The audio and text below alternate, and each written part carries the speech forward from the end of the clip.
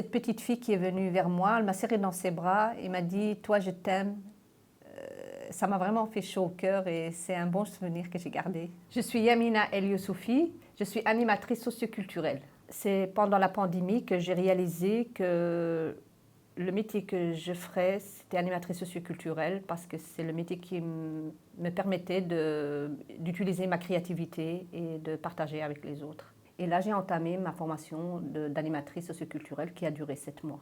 Dans cette formation socioculturelle, tout ce que j'ai préféré, c'était la pratique. Le théâtre, le bricolage, la créativité, le chant. J'aime tout ce qui est artisanal, tout ce qui est fait avec la main, tout ce qui est création, tout ce qui est peinture, l'art en général. Le premier stage que j'ai fait, c'était à Molenbeek avec les enfants. J'ai bien aimé parce qu'il y avait des enfants de toutes les origines. Le personnel m'a directement dit que j'avais carte blanche et que je pouvais agir comme je le sentais et que je pouvais faire comme je voulais. Et ça m'a vraiment fait du bien parce que je suis une personne qui aime prendre des initiatives et me sentir à l'aise. Les idées, c'est quelque chose qui me vient naturellement. La créativité arrive comme ça, spontanément. J'ai fait un collage sur le thème de la Coupe du Monde avec les enfants. On a participé ensemble, on a fait de la peinture. Ils ont ramené des magazines avec des photos de foot, de stars de foot et on a fait ça ensemble. J'ai remarqué que les enfants ont bien aimé le collage. Ils étaient très très calmes et bien concentrés. Ils avaient le focus sur leur collage et c'était une chouette ambiance, sereine et agréable.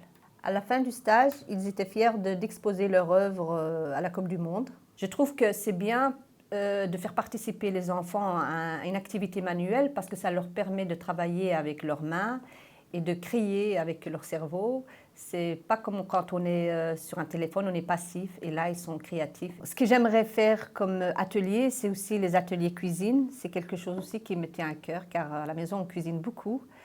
Et j'aimerais bien aussi partager ça avec les personnes, que ce soit les enfants, les adultes, les personnes âgées, pourquoi pas.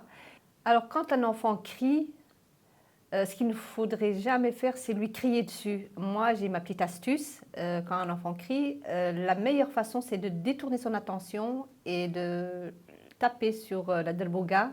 Et l'enfant vient naturellement vers vous et il a envie de participer et de jouer de la musique.